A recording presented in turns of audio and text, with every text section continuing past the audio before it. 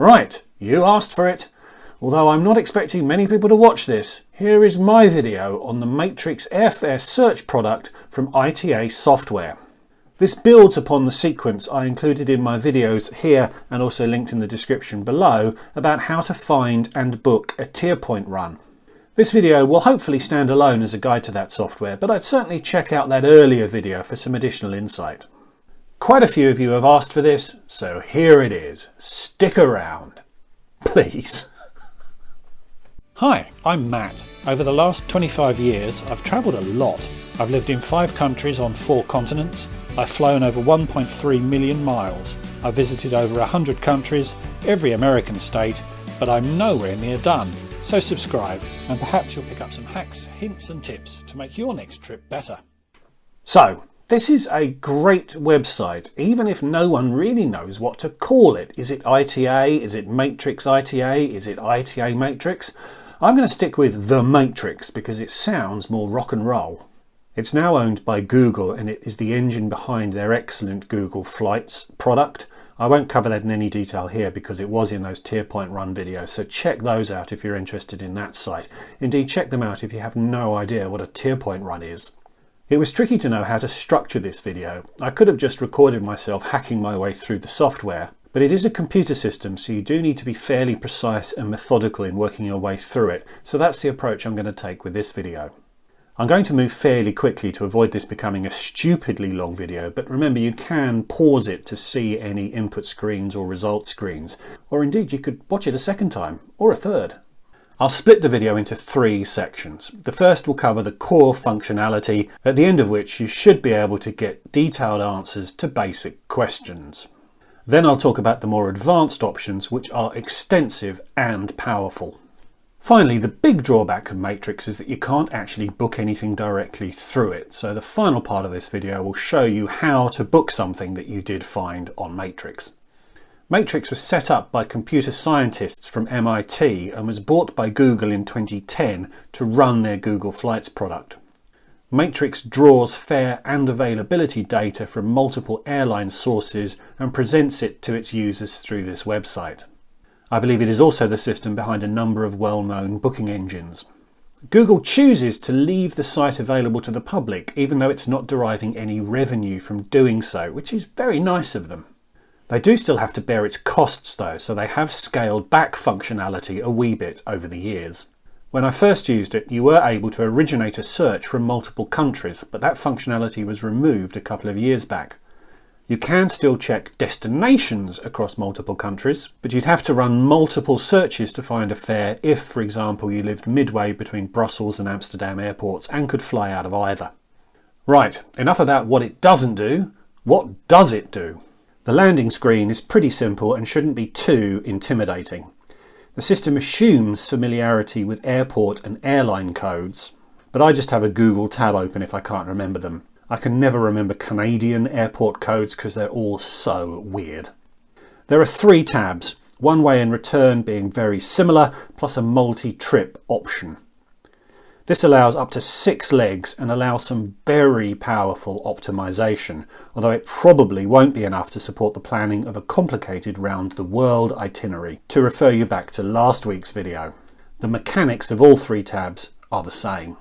We'll leave advanced controls for now. Nearby cities can be handy, but remember you can't now search across borders for your departure point. If you select all and inadvertently add an airport in another country, the query will break. It is though still quite handy for the destination field. We'll come back to the calendar option. Preferred times is a powerful way of filtering. Perhaps you can't fly until after work on a Friday, or you want to avoid an overnight flight by departing earlier in the day. You can factor all of that into the search through this. If you have some flexibility, you can build that in, or alternatively, if you know that you have to arrive by a specific time, you can lock the end point of a leg rather than its start. Number of travellers is self-explanatory, as is the cabin.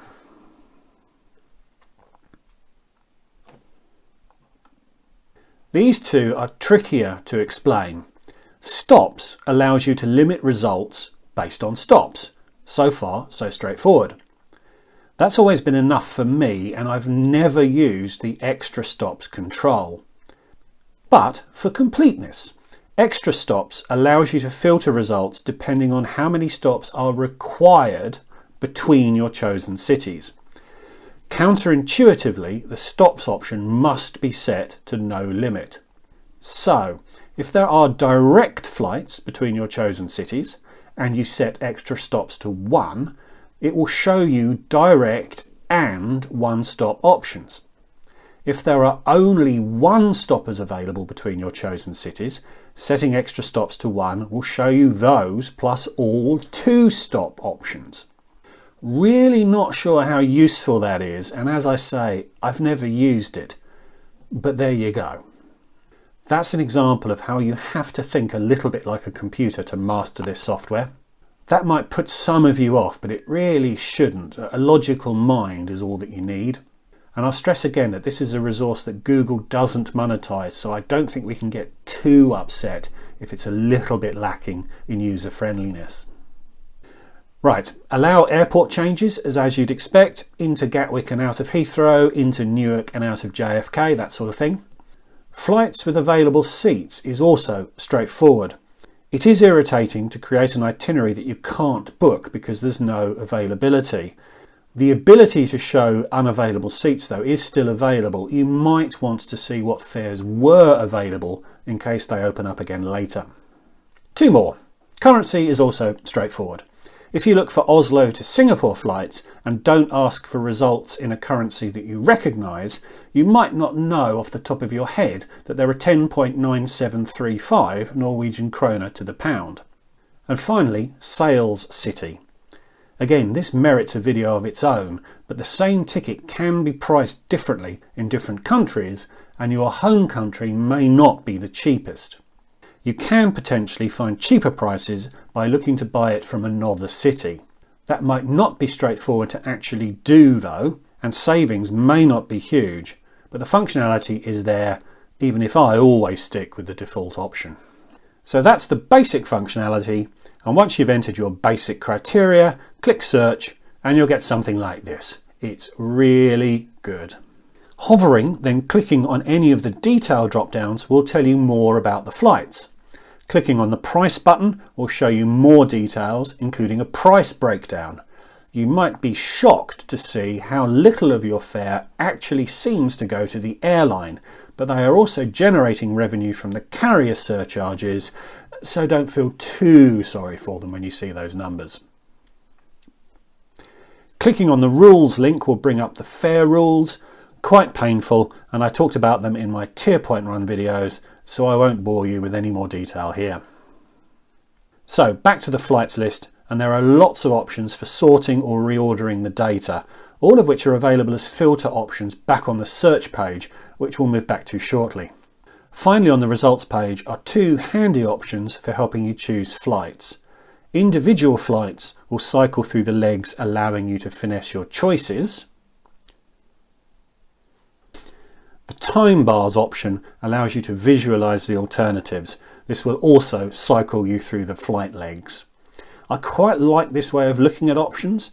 When you are traveling across multiple time zones, the dual axis at the top is quite helpful. It's particularly handy if you are a lounge enthusiast and want to ensure ample time to enjoy what may be available. So that may well be all you need to find a simple trip. It's enormously powerful and pretty quick too, although I am editing out the thinking time. It's not that I have a supercomputer plugged directly into Google. Before we talk about adding filters, the calendar option is also really handy if you have flexibility.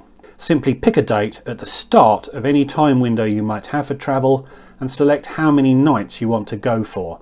You can enter a range of nights here. Click search and it'll return results for 30 days. Careful hovering will then take you to the flight option screen we're now familiar with. Very powerful. Right, section 2. Back to the search screen, and when you click on Advanced Controls, 4 magic boxes appear which allow you to do some cool stuff. Cool clearly being a relative term. The left box handles routings, the right one extensions. So starting with routings and sticking with that Dubai trip, if you add FRA to the routing box, it will only show flights connecting in Frankfurt on the outbound sector. You'll be presented with options through other airports on the way back, as you've not constrained the return leg. Another way to do this is to just show options on Lufthansa. So if you replace FRA with LH, you'll constrain results to only those on Lufthansa. But hang on, this is another example of needing to think like a computer. This is the routing box, so as there are no direct flights between London and Dubai on Lufthansa, the query fails as the command is asking Matrix to only show a direct routing on that airline. If you replace FRA with LH space LH, indicating you want 2 Lufthansa flights, you'll get what you want. LH plus also works, which means any number of flights on that airline. Don't worry, there is a better way of doing this. This routing control can be quite handy in parts of the world with lots of routing options, such as domestically within the USA. If we looked at flights from Los Angeles to Orlando, and let's look just one way to keep it simple, you get quite a few alternatives. Limiting those with an AA routing code will show just the direct options on American. Limiting with a double AA shows one stoppers, but not the non-stop options. You can also show direct flights by putting an N in the routing code, N for non-stop. As this is a one-way query, the direct flights option would achieve the same thing here, but the N constraint is very helpful when you only want to see direct options on one leg of a multi-leg booking. Similarly, an X will just show one stop itineraries, but on any airline. An X space X constraint will limit results to 2 stop itineraries, and so on. This can be handy for finding tier point optimized trips. You can also constrain results by multiple airlines separated by a comma. So AA, UA will show flights only on those airlines. It's important and not a little annoying that you can't include a space after the comma. As before, an AA on its own is requesting direct options only. To show all options on those airlines, you need AA, UA plus. A single plus in the routing field is enough to make all the options multi-leg. As I said, we're going pretty quickly through all of this, so don't be scared to pause this video, and having a play with Google Matrix alongside watching this video might be quite helpful too. You can also specify stopovers. So if you absolutely had to fly via Dallas, entering AA space DFW space AA will only show connecting options on AA via Dallas. A tilde can be used to exclude options. It might take some finding on the keyboard, but mine is above the hashtag symbol. So if you absolutely hated Dallas, AA space tilde DFW space AA will show connecting options excluding Dallas. You're doing really well. 2 more things to mention. O is a useful command indicating operated by. Code shares can conceal what you'd actually fly, so by adding something like O:BA on a London to New York query, it will only show you options where the metal flown is BAs, regardless of who is selling the flight. That can be really handy. And finally, you can filter by specific flight numbers. So if you wanted to go from London to San Antonio in Texas, but wanted to cross the Atlantic on AA87 to Dallas, this will achieve that. Oh, no it won't, as that's not the direct flight from London to San Antonio, and we're specifying a routing. AA87 space AA though will work, as you'll be asking for that specific transatlantic flight and then any other flight on AA to get to your final destination. The time bars option can be quite helpful here too. There is a little more to routings, but if you can master all of this, you'll be in good shape to figure the rest out yourselves. The question mark will bring up a fairly brief help screen showing those other options. They should make sense if you've got this far. It would make me feel better about the hours I've invested in making this video if you could give the like button a gentle tickle and leave me a comment too. I'd love to hear from you. Right, the other box covers extensions. Fortunately, this is a bit quicker to cover. Going back to our London to Dubai example, we saw that by adding LH to the routings box didn't work, as there were a minimum of 2 Lufthansa flights required. You'd need LH space LH. But the extensions box would allow you to filter by Lufthansa options. The phrasing required is lengthier, but airlines space LH would restrict the results. Remember to put it in the return leg too.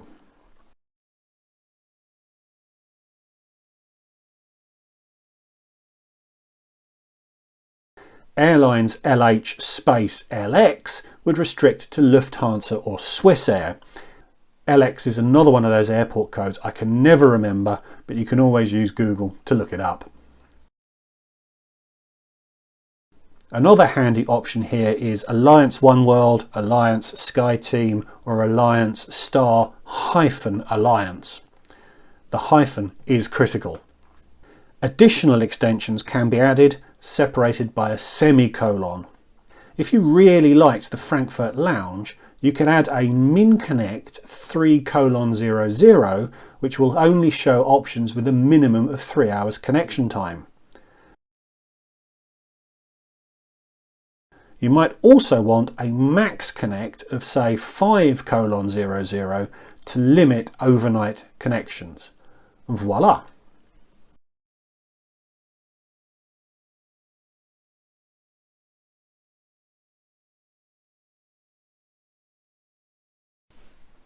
Annoyingly, you need a minus sign rather than a tilde to exclude things in the extensions box. So if you wanted Star Alliance but not Lufthansa, you'd need this. A bit fiddly, but it might well be useful. You can also filter by fare code through the extensions box. This may be a little niche, but if you need to travel in a very specific fare bucket, say for example to maximise tier points earned, something like this will limit you to the fares that meet that condition. You'll know if that's going to be useful to you. Multiple conditions can be separated by a vertical bar. As with the tilde, this may take a little finding on your keyboards. Some of the other available filtering criteria are listed here, including minus props if you are allergic to travelling on aircraft with visible propellers. Gosh, I hope some of you are still watching. If this is hard work for you, imagine how hard it was for me to script, record and then edit all of this.